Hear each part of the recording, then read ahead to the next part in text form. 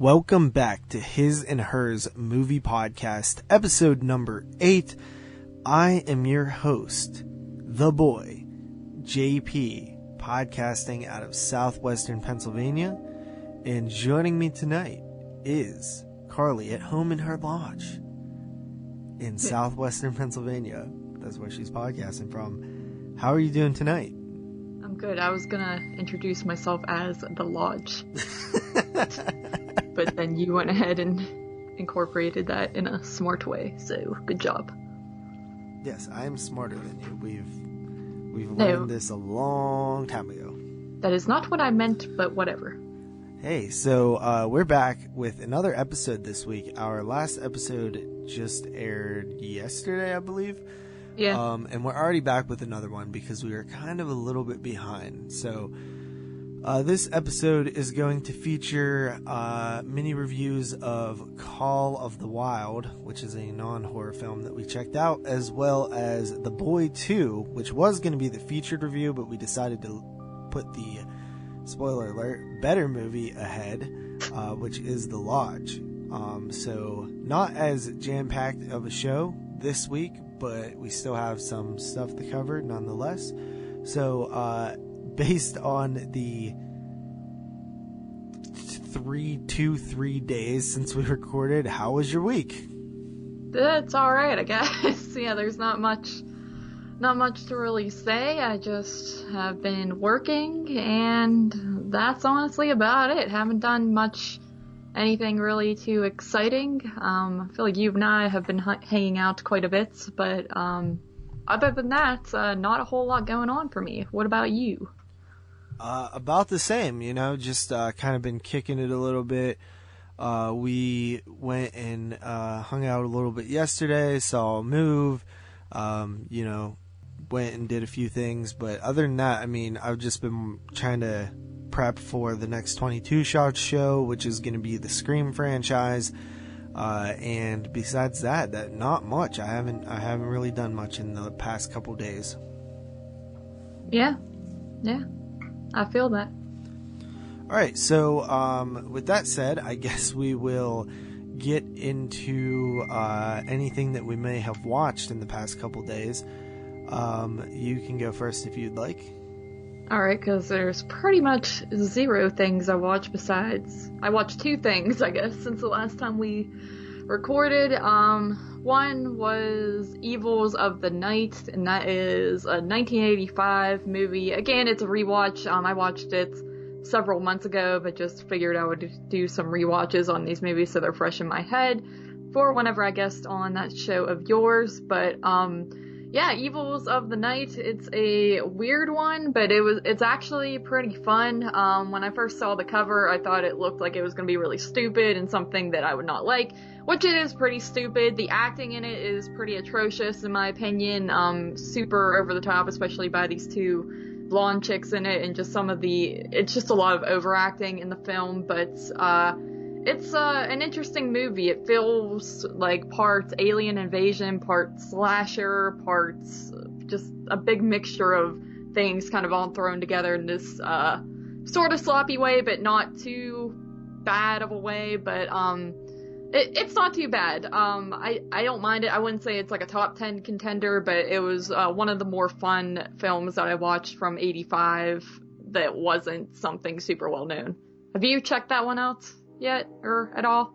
No, actually, that's one that's kind of on my list. I think that Vinegar Syndrome released that, like, way back in the day, like really? One of their first horror titles. I think it was them, but it might have been somebody else. I'm not 100% sure.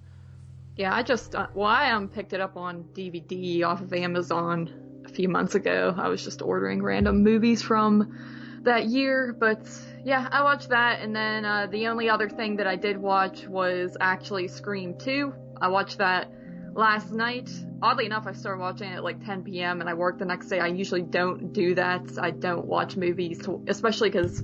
That one's 2 hours. Yeah, all the Scream movies, it must have been like required for them to be 2 hours, but it's weird. I never realized that as a kid because they all fly by really quick, and that's how I feel with this one. This is one that I kind of go back and forth on where I always loved it growing up, and then I watched it later on in life, and I thought I can kind of see what people mean, how it's a major step down from the first one, and I still do see that, but not as much. It feels like a lesser version, almost remake of the first one, like it's trying to kind of live up to it, but it just doesn't quite get there. But at the same time, I have fun with it. I like the characters in it, and like I said, it goes by really fast, and it'll always be one of those enjoyable watches for me. This is probably one of the better, more recent watches that I had with it. So, yeah, Scream 2. I think all the Scream movies are pretty solid. They're all pretty similar for the most part, and they don't really dip too much in quality. So, there's that. But that's all I've watched. What about you?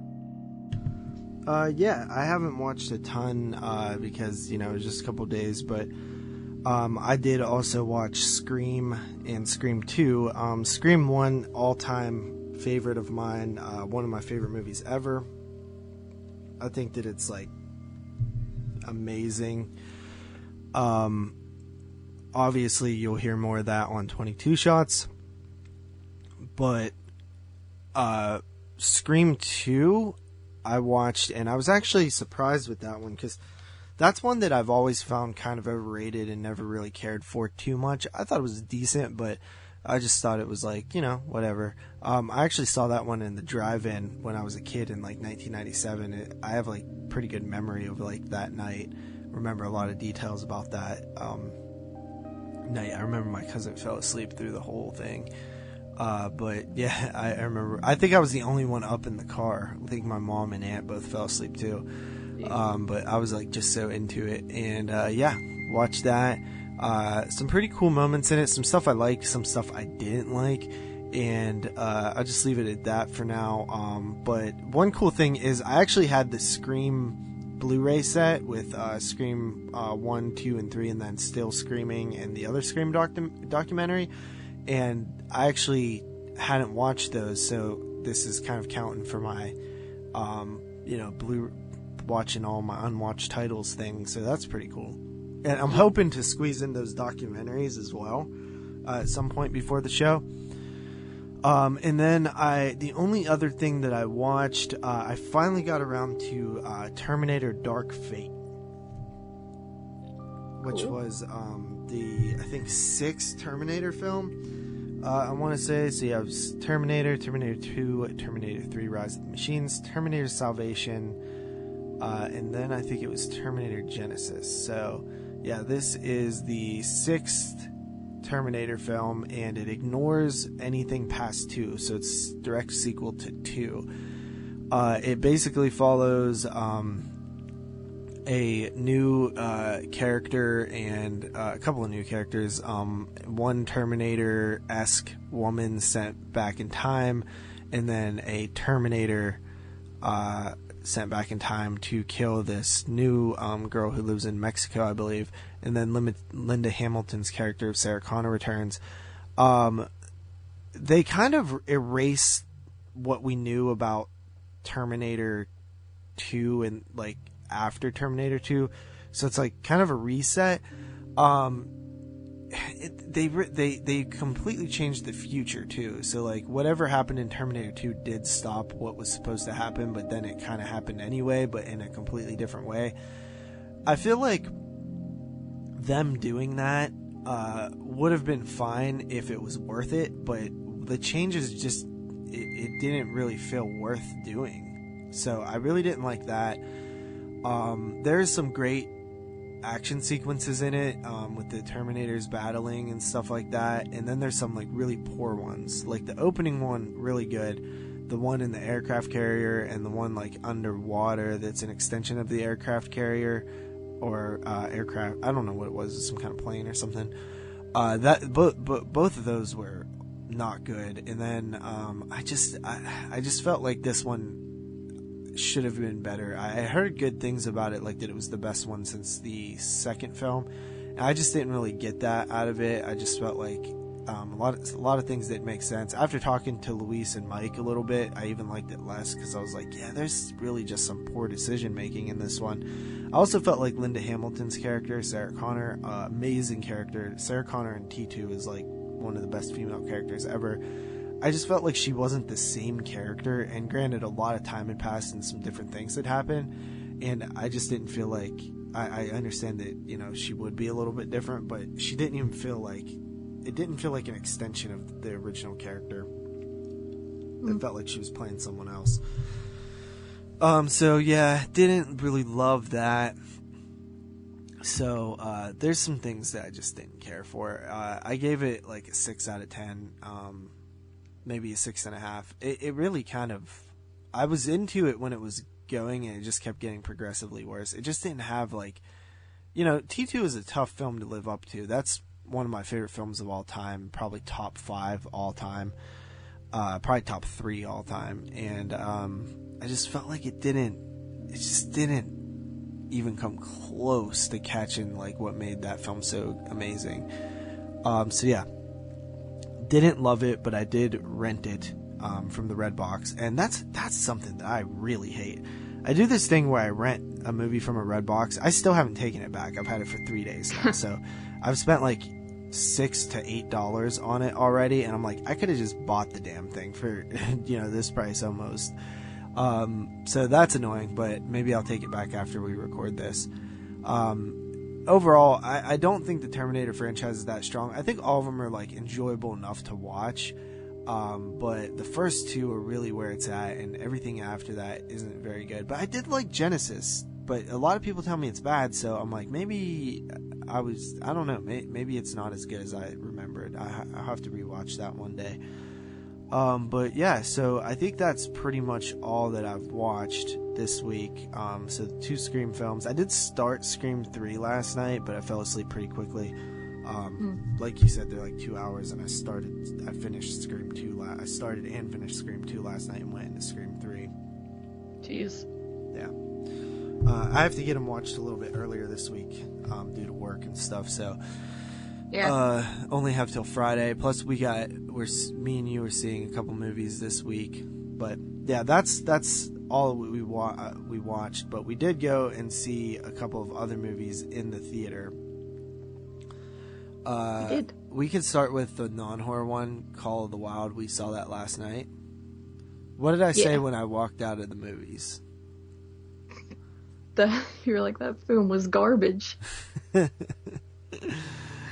I wanted to see it based on the poster alone. It showed like an old dude in a raft with a dog. And I was like, and it's called Call of the Wild. And I was like, oh, this is probably like some kind of cool survival thing about some dude who gets lost in the woods with his dog. And it's probably going to be like really heartwarming and stuff like that. And it had like some of those aspects, but it really wasn't like that at all. We were either going to see that or Sonic the Hedgehog.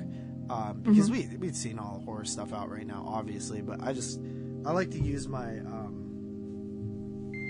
AMC A-list thing as much as possible, and I was just like, I was actually looking forward to this movie because of just the poster, and I just thought it was going to be something, and I like movies like that, so we went and seen it. It's like kind of like a story of this dog's life, and like the main concept of it was like the call of the wild, like that actually means something in the movie, like basically the wilderness and like the primal ancestry of like dogs like calling him to a different destiny than what he's going on. But boy, man, that was just, it was like, first of all, number one complaint is like the unrealisticness and the CGI. So the dog is 100% CGI, I think. Yeah, I don't think that was my main issue too. There's never a part where they're using a real dog. I don't believe it's just all CGI, and that makes me like not really care about the dog that much, because it's like, that's a fake dog. Yeah. Or in other movies, you can have some more emotions towards an animal when you see like maybe them being treated bad or something like that. But which this one isn't super sad or anything. There's a few like sad parts to it, but yeah, the dog is very obviously fake, and I understand because of the stuff it's doing, but it is kind of just off-putting to watch. Yeah, I think that it was cutesy, it had some cute moments, and like I was like joking around a lot while we were watching it. We were like the only 2 people in there. There was like, I think maybe one other person in there. and they came in like 15 minutes late. And they were way in the back. Yeah, and we were way in the front, which normally we sit in the back. But this particular movie theater is like hella gross. Yeah. And like the back seats are even grosser. Like I've told this on other shows, I think, but that theater has had the same seats and just the same everything since I was a kid. It's you literally go into some of the theaters in there and they have seats blocked off with like caution tape because they like fell apart or something's up with them. It is pretty disgusting, and you're always shining your flashlight on them to highlight how gross they are. I'd rather just sit down and hope for the best, but that makes me not want to touch anything. Yeah, but this theater is just so close to us, so we always want to go to this one. I wish nothing more than it to get like renovated. Like I think that theater would be cool if it was like updated, because it's super like the carpets are so disgusting. The like everything's sticky. It's like there's like a half an inch thick layer of like pop from like the last like 15-20 years like soaking into that place. It's just like a sticky layer of, you know, hard dried pop. And you just find it's just nasty. It's just a gross theater. But it's the closest one, and it's like every time we leave there, it's like just such a quick ride home that I'm like, I just always want to go to that one. The sound sucks in some of the theaters. I think it's a 6-screen theater. One of the screens is really small though. So we ended up seeing that movie. I think that like the overall concept was a miss. I feel like the I don't know what the hell the movie was trying to say. It's just like, don't abuse your dog or else it's gonna go on an adventure and be all out in the wild. Like first of all, I think it was just like the dog's journey through life. Like it's not about the person, because I thought it was going to be about a person and their dog, and I thought it was going to be like about the old man on the cover, which by the way, that's Harrison Ford, which I didn't realize. Dude, I didn't realize that until someone told me. Someone at work like came up to me and was like, how was that movie last night? Was that the one with Harrison Ford? And I was like, no. And then she looked up and she was like, yeah, it was. And I was like, oh. But I thought it was going to maybe be about him and then his adventure with his dog, kind of like you did, but it's like the character study of a dog pretty much growing up. Yeah, but it's not even it's like we're not even introduced to him when he's a puppy or anything. It's just like, it feels like that. I mean, I guess some time passes, but I don't really understand what it was going for. Like when we first meet the dog, he lives like in like a plantation in the South. And he's like, whoever his master is like rich or at least well off, and he gets stolen, and then he gets sold to like taken to Alaska, and during the whole like Yukon gold rush, and he becomes a sled dog for like the U.S. mail, and then he gets bought by some douchebag, and then like it's just. Like, even everything feels so forced and half-assed. Like, even when he first meets Harrison Ford with the, like, harmonica and stuff, you're just like, that feels... Like, it didn't feel as significant when they reunited. It was just like, oh, yeah, like, I don't know. Just that random old man from the beginning. It's not... Yeah. And it feels... I was just going to say, it feels like 3 different movies we kind of talked about. And I just thought it was going to be... That beginning part you have where he gets stolen, I thought the movie was going to turn into one of those ones where he tries to get back home to his family, but you never see that family again, and it's just then becomes a dog sled movie, which I'm not going to lie, I kind of enjoyed. That was the best part of the movie, that probably. Portion. Yeah, I didn't like when he gets with that old guy. I'm kind of tuned down and wasn't paying that much attention anymore. So it's a weird film. It feels very disjointed in a way. But what were you gonna say?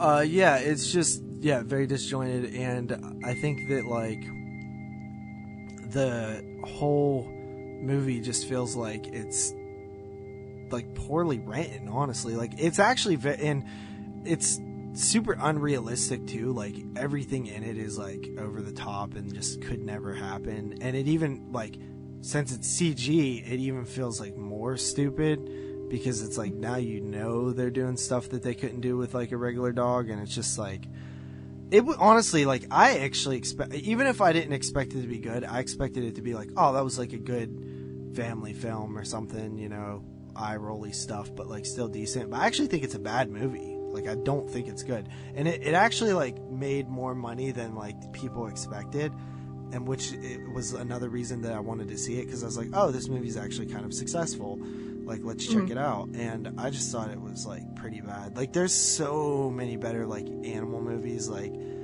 Homeward Bound, and even like Babe. Have you ever seen Babe? I actually don't think I've ever watched that one. It's a good movie. But yeah, dude, I was just like, wow, like this is just not good. And I was like, that movie was trash, dude. It was garbage. So yeah, I gave it a 4. Yeah, see, I didn't think it was as bad as you. I think my main miss really is the CG dog. It just really takes you out of everything because it's establishing the fact this whole movie is going to be completely fake. And like I said, I got kind of bored when he's with the old dude, but I kind of liked some of the scenery in the film, and I did like pretty much the whole, sledding portions of it. So I actually gave it a 6 out of 10. It's pretty generous. I don't know. I just thought it was funny, the whole movie. I thought you were like super into it, and then you're like, that was garbage. Yeah, I set people up sometimes. Yeah, I felt set up. I feel set up right now. I feel like I liked it too much. Yeah, but yeah, I was just like, oh man, I don't know. That movie was just weird. Not what I was expecting. By the halfway point, I was like, damn, I need to start listening to the poll in the group, because we put a poll up and I was like, what should we see, Sonic or this movie? And yeah, people are going to think we just are like ignoring their opinions, because we're going to start listening to the damn polls. Yeah. But yeah, if you haven't joined the group, check out His and Hers movie podcast group, and we put polls up in there sometimes that we don't listen to, but you can see all kind of we're going to be even more active in there, but join the group and don't watch Call of the Wild. So the day before that, we actually went and seen a different movie. We did a double feature of The Lodge and The Boy 2, or Brahms, The Boy 2. And like I said, we moved The Lodge to the featured review, and we decided to do a bonus review here of The Boy 2. So first of all, The Boy, I remember thinking that was a pretty nice hidden gem in 2016 when it came out. I watched it. I didn't go to the theater and see it. I think I seen it when it hit the Red Box, and I was prepping for 2016. I was like, wow, that was actually, because I used to do this thing. I used to rent every new horror movie that came to the Red Box, and then I would rip them to my computer and save them for later, because I never would have time to watch them. I would just save them all for podcast prep at the end of the year. So I would rent them, rip them, and then watch them later, which is probably illegal, but I don't know. I think it would definitely be, yes. Yeah, but I would delete them afterwards. I just didn't feel like watching them that day. But instead of having to rent $40 worth of movies at the end of the year, I would just do $1 here, $1 here. You know what I mean? I don't keep them at all. They just take up space. I'm never gonna watch them again on digital. I'd buy that movie though. So I remember watching The Boy, and I was like, wow, that was pretty good. I kind of forgot completely what the movie was about, and I did try to watch, and this proves that I delete them, because I went to go watch it again, and I couldn't, it was not streaming anywhere, I couldn't find it, so I was like, oh, I guess I won't have time to watch this. I tried to go to Walmart and see if they had it. I was gonna buy it, but they didn't have it anywhere. So I didn't end up rewatching The Boy before we went and seen this, but you actually did a pretty good job of recapping the first film for me, and it started coming back to me. So I was like, oh, okay, I remember that.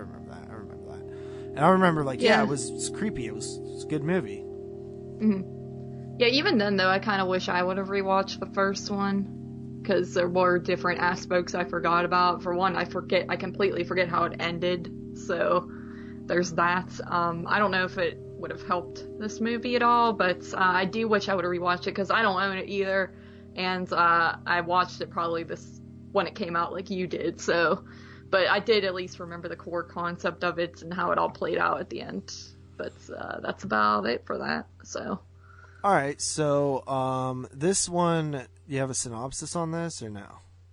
Yeah, I'll just read off of IMDb. After a family moves into the Hillshire mansion, their young son soon makes friends with a lifelike doll called Brahms. So, like, the movie essentially opens up, you have this little boy, he lives at home with his mom and dad, and they're all happy, and one night a burglar gets into the house, and, he doesn't do anything super drastic, but he does, attack the mom, and the boy witnesses it, so he becomes mute because he's super screwed up from it, and he's going to therapy, and it's not really working out for him, so they decide to go to this house in the middle of nowhere just to get out of the house where that, traumatic event went down, and they thought that could maybe help their son. The son then finds this doll, the arm is kind of sticking out of the ground, and he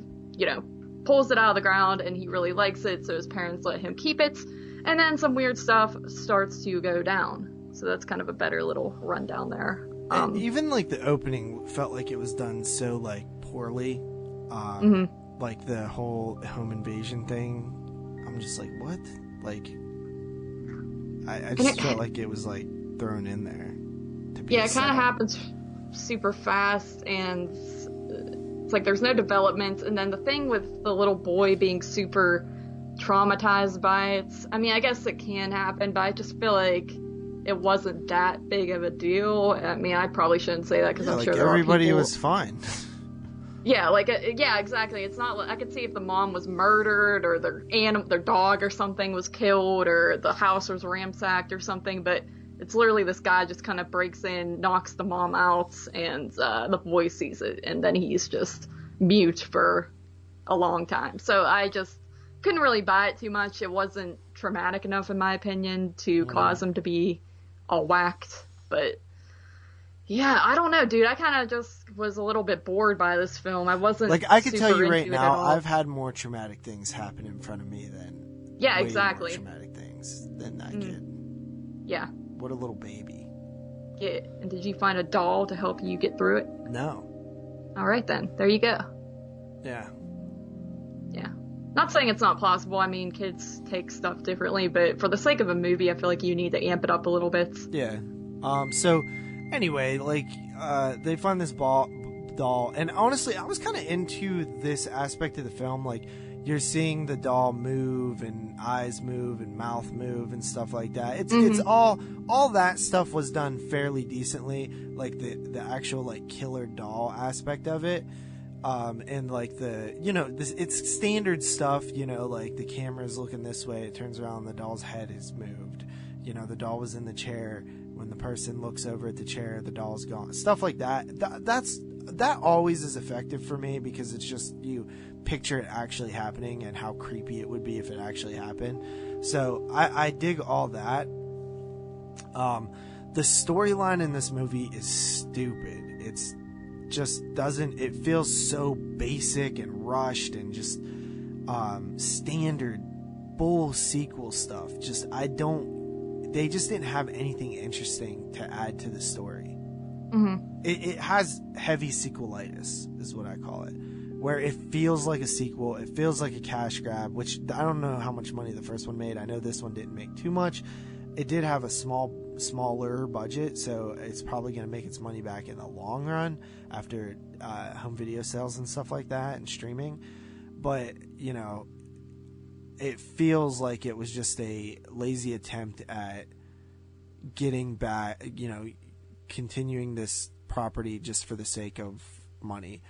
And it didn't feel like there was much artistic merit to it. It didn't feel like there was much of a thought out story and narrative. It didn't feel like there was good development. I would honestly say that almost everything about it is not good other than, like, some creepy doll stuff. Mm-hmm. Which, again, I think it's easy to impress me with that because it's always creepy to me. It just always works. I think that the doll look is cool and stuff like that, but I think where the first one was, it was just way better done, especially when you get to that ending of the first one.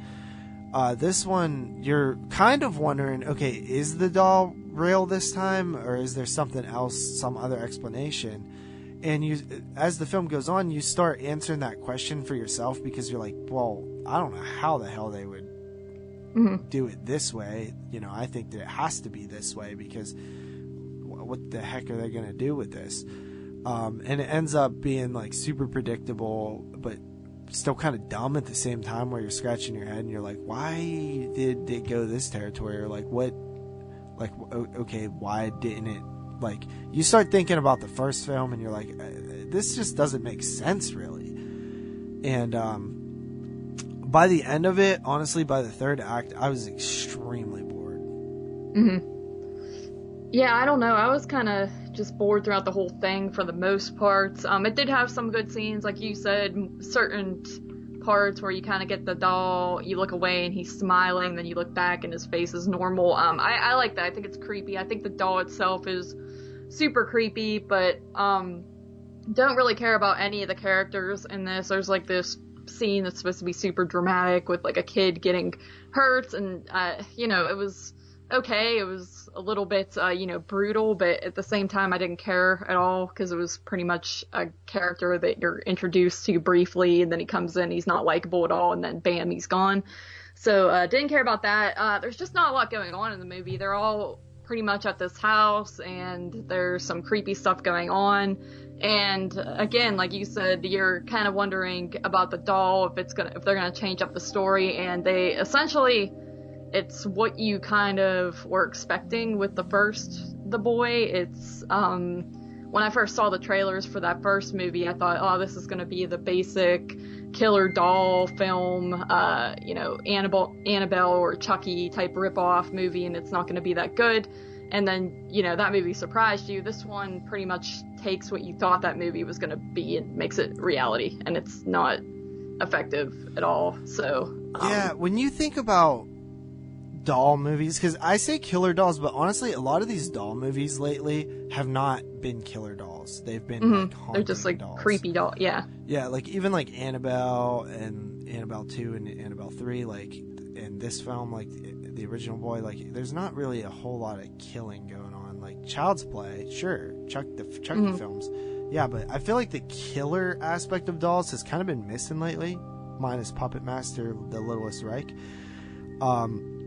I would like to maybe see a return to form with that, but you know, all of them are like PG or PG-13, so like I think that there's not a ton of room for kills, but I mean, even other like slasher films have kills, even if they're off screen.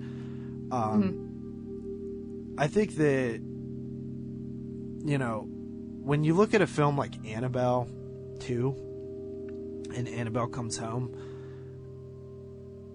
you like, it really shows you how to do that, how to do a killer or a haunted doll or just a doll film, a horror doll film, like good. Like this movie, like you just mentioned Annabelle, the Annabelle films. I've never seen the first Annabelle, but the two sequels, you just mentioned them, and I instantly was like, yeah, that's how you freaking do a doll film. And then I started like, oh yeah, and The Boy, that was done well too. And it just kind of puts an exclamation point on this film being not good to me.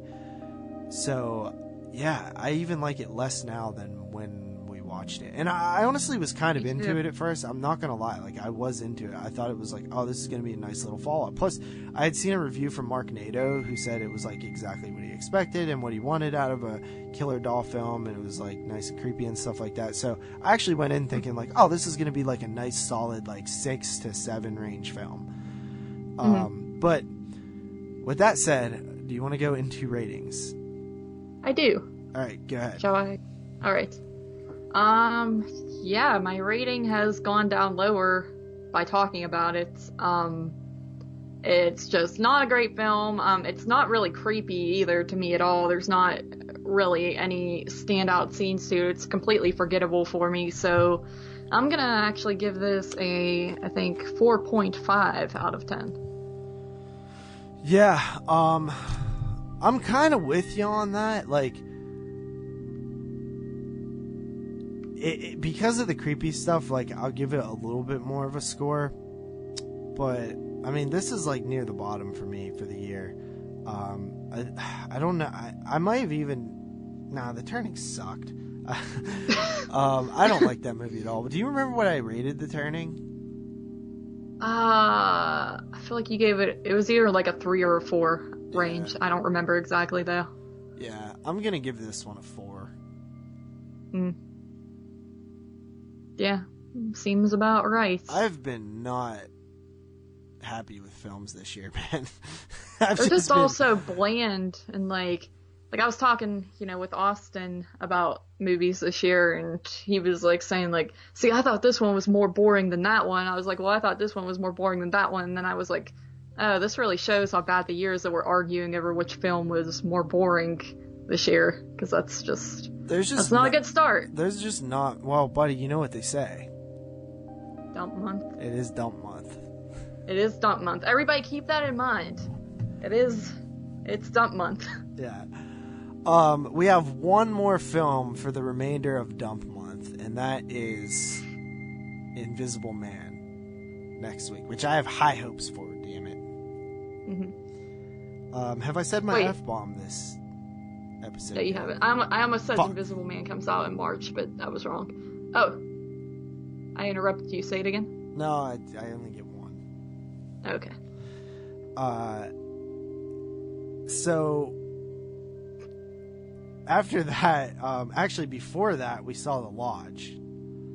Yeah. And The Lodge, go ahead and give a synopsis. Alright. A soon-to-be stepmom is snowed in with her fiancé's 2 children at a remote holiday village. Just as relations begin to thaw between the trio, some strange and frightening events take place. So, yeah, to kind of put that into more words, you have these 2 kids. They have, parents, they're divorced, and something very, very traumatic happens at the start of the film, and it causes these 2 kids to be very resentful towards their father's new girlfriend, who he essentially plans to marry, and they kind of want nothing to do with her, but he wants to marry her, and she's kind of she was like a part of this, like, what was it, like a cultish types, I forget exactly what it was, cultish, but she was literally not a cult. Okay, yes, a cult of sorts. I think there was like a name for it, but she was a part of this, so the kids are a little bit freaked out by that, as well as the fact that something happened and they just want to keep their distance from her. But the father, he's like, enough time has passed. I think we should all get together and start getting to know her, because she's going to be your new stepmom, and that would be pretty lame if you don't like her. So he's like, let's go up to this cabin for Christmas, but he still has a few days left of work, so his plan is to leave his kids with his girlfriend or fiance rather, up at this little cabin that they have in this snowy area until Christmas Day. He'll come back and be with them all, but he's gonna leave them up there for a few days, and so that happens, and things kind of take a little bit of a dark turn. So I think this movie is really good. It was a film that I believe Jeremy actually seen last year. In the festival circuit. I think it played at Cinemapocalypse in Chicago, and I thought that it was one that was on my radar. For a brief second, we thought that it would probably get released last year. A lot of people did, but it ended up not. They ended up giving it a little bit of a wider release here, and I'm glad they did so. I don't think it made any money, but I thought that it was such a cool film. And the filmmakers who made this movie are Austrian, I believe, at least I think so. and they made the film Goodnight Mommy, which was really good as well. So I definitely recommend Goodnight Mommy if you've never seen it. And so The Lodge, I think there's a lot of things going on in this flick. There's like correlations between the husband and ex-wife and the husband and new wife. When you think about, you know, the story of the ex-wife and then this backstory of the new wife, kind of have similar themes to them in a way. So I will say one thing. I did see where this movie was going a mile away. You can ask Carly. Yeah, quit telling people to ask me things. But did I not see where this movie was going a mile away? Yeah, you did, and you told me it, and that kind of... believe me. It's not even that, I just didn't want to be told. I don't like, I've said this before, I don't really think too far into movies, because I like to be pleasantly surprised by the end, so you kind of told me what you thought was happening, and I wanted it to be something different then, so I was like, man, that actually happened. But it didn't affect my enjoyment at all. Like, I still loved how it played out, and man, like, people were saying that this movie is a really slow burn. I do agree that it's a slow burn, but never did I feel like it was too slow. I just thought, I didn't even think it was slow really, like that much, you know, like slow burn, sure. But like, to me, slow burn doesn't just mean slow, because there still has to be a burn, right? Slow is slow. A slow burn means that it's still burning. It's happening. It's just happening slowly. It's foreboding. It's this stretched out tension type thing. And that film definitely has this. The atmosphere is really thick. It's kind of a Thanksgiving and a Christmas movie in a weird way.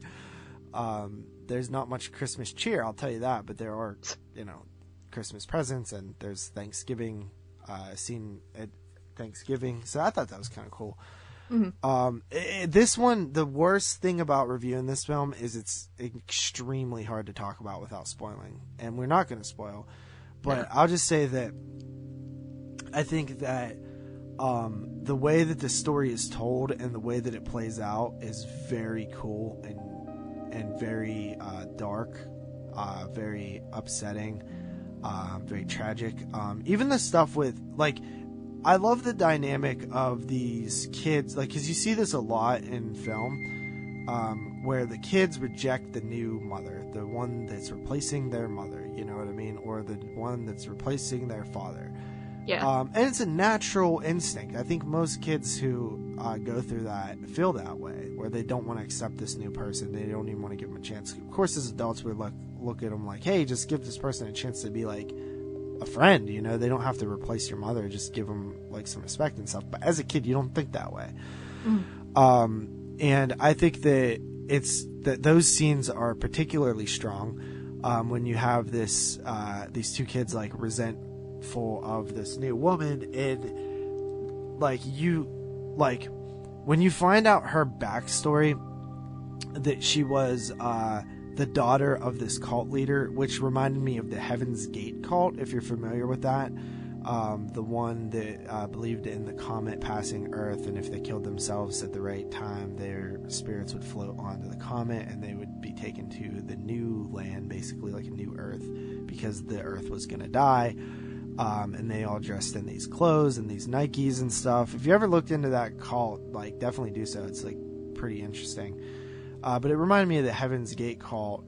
And she was the lone survivor of this cult.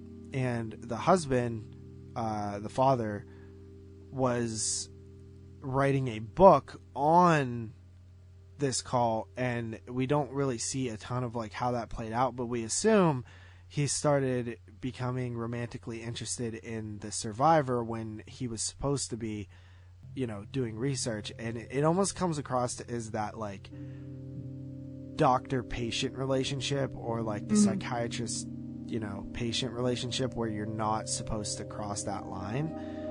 it almost comes off in the same way that, like, this person's damaged, broken, abused, and vulnerable, and this person, you know, has almost like an advantage over her to sort of woo her by knowing so much about her and stuff. It just feels like kind of wrong, and you see how that could be very dangerous. So I get that vibe out of it, and then I also get the vibe like this person actually, like this father actually is doing this like a bad thing. Like he's leaving his kids with this woman who is very emotionally damaged and probably unstable. You know, she's on a lot of meds and stuff, and it just seems like you can feel this bad foreboding thing that, like, you just know that there's this shadow that hangs over this situation, that it's not going to play out well. And I think like I said, I predicted a lot of what was happening in this movie way before it happened, like from like literally when they get to the lodge almost. And I think that, like, I was able to predict that because I just felt this sense of you know, grief and this sort of darkness that's coming. And I love that about the film. That really works for me. I love, like, the whole film, like, visually looks dark. Like, even the scenes in the daylight seem dark. Mm-hmm. The lodge seems dark. Everything seems dark in this movie, and I like that as well.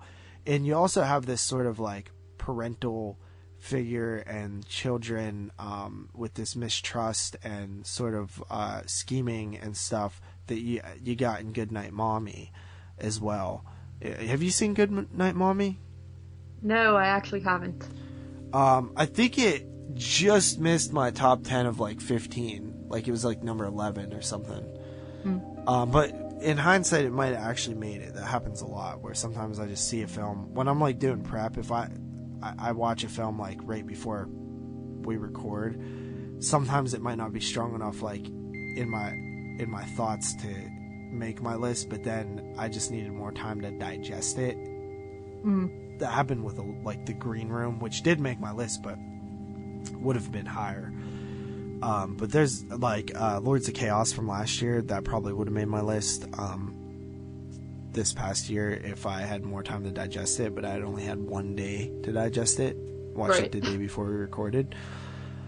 So I really dig The Lodge and how it plays out. I think that it's hands down the best film that I've seen this year. Yeah, I would agree. It's definitely the best one I've seen. I was super interested the entire movie. It's one of those ones where you want to see how it's all gonna play out, what the heck is going on. I thought the acting, especially from the kids, was fantastic. I thought it was very realistic to certain situations. Probably some of the most realistic I've seen in a long time. But yeah, like you said, you can't really say too much about it. It's got that great isolated atmosphere to it, though, too, which I was looking forward to because I always enjoy movies set in snowy settings, and especially when they're in the middle of nowhere, because you're pretty much screwed if you have a problem. And yeah, you know, the dad in this movie, he's really not the dad of the year for doing that. I never even thought about that. It's just so stupid. Like, even if there was nothing wrong with that woman, it's just weird to like leave your kids with, you know, a new woman that they're not really involved with. I think we're supposed to get the sense that they had been together for quite a while, even though it doesn't, like, I don't know if they specifically say, but I think that's supposed to be the sense that you get. Well, I think, like, earlier in the film, he's like, I think it's time you get to know her. So to me, that gives the vibe, yeah, they've been together for a while, but I don't think the kids have really, like, spent much time with her, because the son's kind of like, why would I want to get to know her? Like, I don't care about her and that stuff. And he says he's gonna marry her, so that's why I say I get the sense that they've been together for a while. Yeah, I know. Like, I know they've, like, you know, as a couple, they've been together for a while. I'm saying, like, the kids, I don't think are ever really around her too much, or, you know, as much. Like, I get the sense that dad might keep her separate from them because he knows that that's a touchy subject, but I don't know for sure. But There's one scene that at the beginning of the film that I thought was done masterfully. It's anybody who's seen the movie probably knows what scene I'm talking about, what moment I'm talking about, but it even had a great pop in the theater. Like people's reactions. I love when that happens, when you actually get reactions from the people in the cinema. And yeah, it definitely, hit me, and I was like, wow, okay, we're doing this. Okay, let's go. Yeah, my mouth dropped for like a solid minute straight at that part. It was just so one of those things where it happens so suddenly, and you're like, holy crap. And yeah, you're right. The theater, I will say, like, the people in our theater were really into the film. Even at the end of it, everyone was like, wow, oh, great. That was really good. Like, you could hear people talking out loud, so that was pretty cool. But yeah, overall, I thought it was a really good movie. I recommend people checking this one out. I could see it maybe possibly making lists for the end of the year as of now. So definitely give this one a watch. And I think that's all I have to say on it. Yeah, me too. I will rate this bad puppy. I recommend, if it's still playing in a theater near you, definitely go give it a watch. I think it is a film that will benefit from seeing in the theater. It's a movie that I honestly kind of loved, especially more that I think about it and talk about it. It just works for me on all aspects. I love stuff like this. Depressing movie. Which I'm usually a fan of. But I came in at a solid 8.5 out of 10. All right. I actually came in with the same rating, 8.5. That's awesome. That's our first good movie of the year. Yeah. I mean, Gretel and Hansel was good, and Underwater was decent. So there's been some stuff, and even After Midnight was decent. But yeah, this is the first great movie of the year, which is awesome. Glad to see it. Finally. Took a while, but we finally got here. Maybe this is a sign of things to come. Yeah. Because next week we will be covering The Invisible Man, Blumhouse's 2020 adaptation or remake, whatever you want to call it. Of The Invisible Man. Kind of excited to check it out. We also are super fortunate and are able to see the original Invisible Man the day before the new film in a retro screening. So that's pretty exciting. So we'll talk about that too. Which Invisible Man is it is my favorite Universal monster film. So that's pretty exciting. Yeah. And just wanted to throw this out here, guys, because it's something that we plan on doing. So we're actually going to make a YouTube channel, for one, so you guys can hear the podcast on YouTube if that's kind of the way you listen to stuff or you prefer that way, just to give you guys more options of ways to listen. So we will make a YouTube channel for that, but we're actually going to do some videos too. We have a couple of things planned. Not always going to be movie related, but sort of more, just anything we feel like doing, vlogs or, movie nights that they do behind the, how we did the Valentine's Day thing. Well, maybe we'll do a little vlog of that. So you get sort of a companion piece to the episode, in the future. And also we want to do some food stuff too, because that's kind of a big part of our movie watching. We do a lot of food. We usually dinner movie type thing. We do that a lot. So maybe we'll start doing that. We actually got some MREs. I don't know if you guys are familiar with them, but they're meals ready to eat. They're military based food that has long shelf life for survival type aspects too. And we actually, I'm a big fan of watching people eat these online and videos and stuff like that. And I was just like, that would just be fun to do. So we're going to make a video where we try out some MREs, and that will be posted on that YouTube channel too. So not sure if I'll have it, but check the description, subscribe to it. It might be in this video, in this episode. If not, it'll be in the next one. But definitely check and see if it's there, and we will start uploading to that. It should be pretty fun. I think that having a YouTube channel as a companion piece to this show could be pretty cool. And who knows, maybe we'll even do like extra movie reviews on there, or stuff that we got in the mail, or the possibilities are endless. I want to do like some out and about type things where we go like movie hunting and different stuff like that. So what do you think of that? Yeah, I think it's awesome. I think it's good to get more content out there. I think people enjoy watching videos like that. I know I do. They enjoy watching us. Yes, we are pretty awesome, and I think people can't get enough of us. So, but yeah, in reality, I enjoy watching videos of people doing cool stuff like trying foods or out and about. Those are my favorite types of videos, where it's just kind of like a big adventure or something, and you feel like you're kind of along for the ride. So I'm actually really excited to do that. You and I obviously both have our own YouTube channels, and YouTube is actually something I have a lot of fun doing. I never really thought I would. I'd wanted to make a channel for a long time, and then I finally got into it, and I enjoy making videos, so I think it would be even more fun to have a buddy of sorts to make a channel with and make videos. So hopefully everyone out there likes it. Absolutely. So we will see you guys next week. We will see you on the YouTube channel. We're going to put all the past episodes on the YouTube channel as well, and then go from there. And yeah, I hope you guys enjoy. This was a little bit of a shorter episode, but it's the second one in the week, so I hope you guys enjoy. And we're on a roll, man. We've pretty much done an episode a week on average.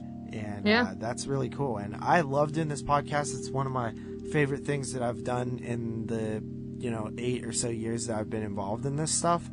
And I look forward to keeping content rolling and building this brand and this podcast. And with the help of you guys actually listening and supporting, it's more things to come. So hope you guys enjoy, and we'll see you guys next time. Yeah.